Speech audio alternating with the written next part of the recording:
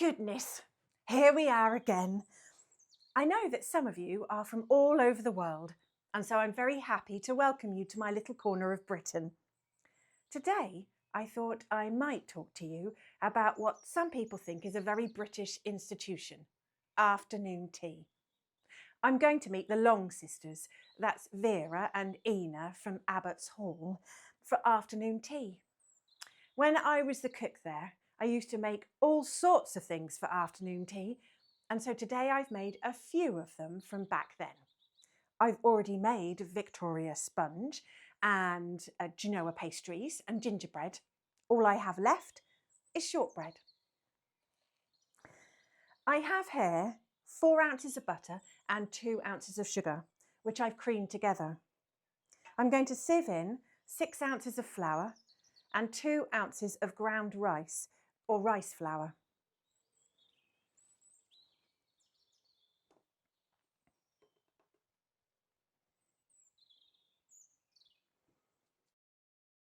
Some people like to add lemon peel, but I don't like to.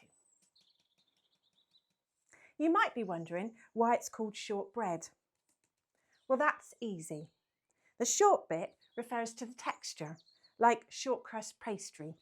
It means the biscuits will break and crumble in the mouth. We used to call shortbread shortcake, at least here in England. That's why Goosnair cake, which is from Lancashire, is called a cake, when really it's a biscuit. Well, really it's a shortbread. That's often seen as from Scotland, and I think that's because they use more butter up there than we do here in England. We English like our lard. If you buy your shortbread from a grocer, you'll be hard pressed not to find it in a tartan tin.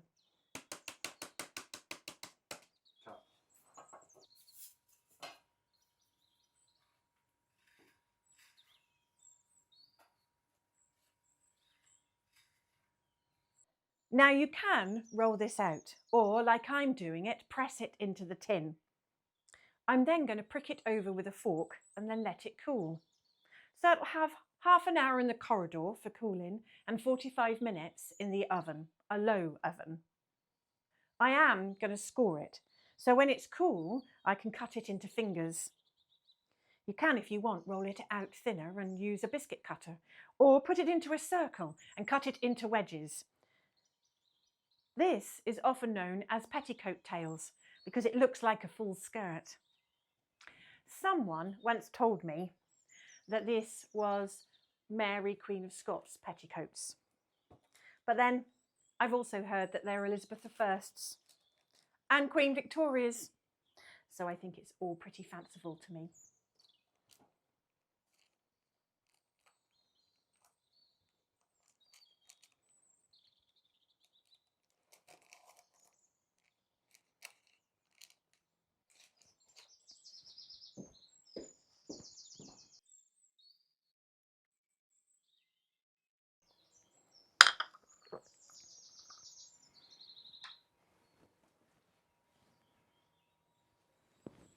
These look lovely.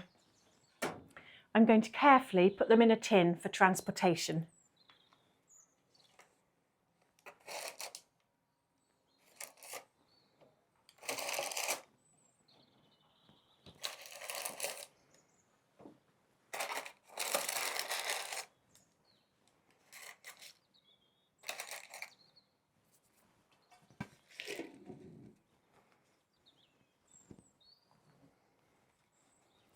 And now to get the others.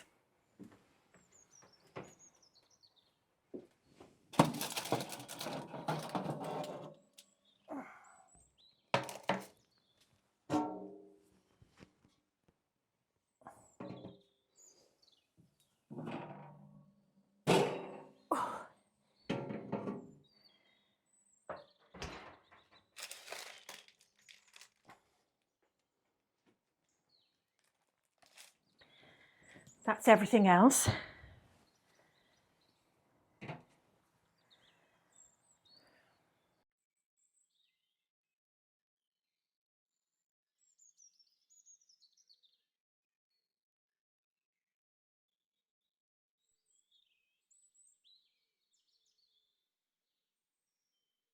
We call this the summer house or the fishing lodge, and you could fish from it.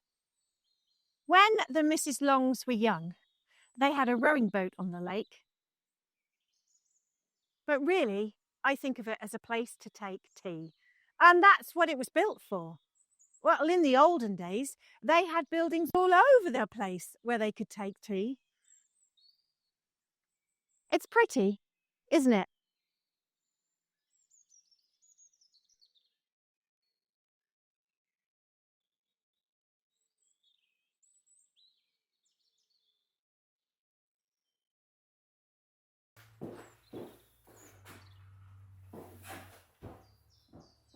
The maids from the house have already set everything up.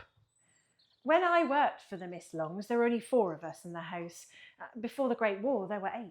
Well, since the captain and his wife have died some 5 years ago, there are no more live-in staff. They're all dailies. But Miss Vera and Miss Ina have no pretensions. Miss Vera is quite part of the local community here in Stowmarket. She's thinking of standing for the Justice of Peace next year. And she's talking about setting up an art club, I believe. Miss Ina, well, she prefers her chickens.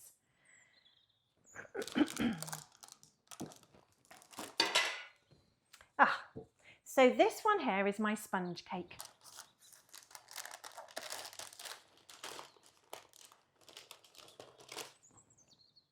A Victoria sponge, named after the old Queen.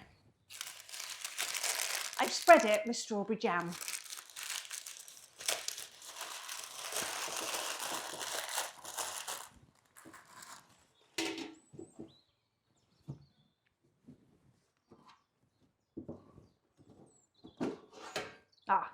And this is my gingerbread.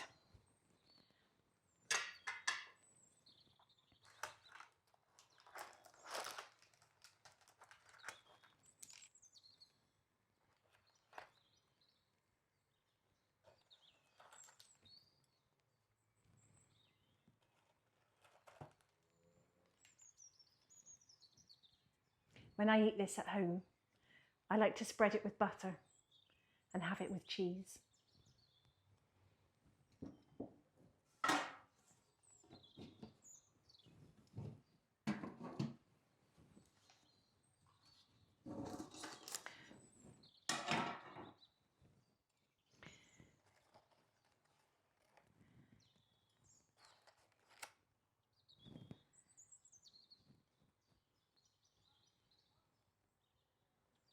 And this is Genoa pastry. It's a sponge cake, rather fetchingly iced.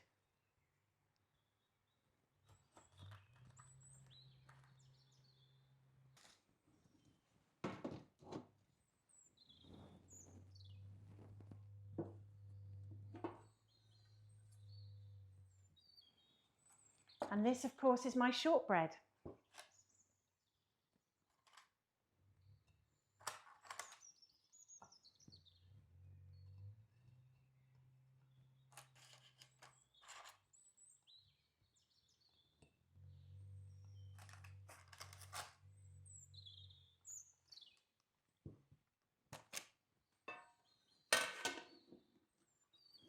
I'm just going to sprinkle some sugar over it.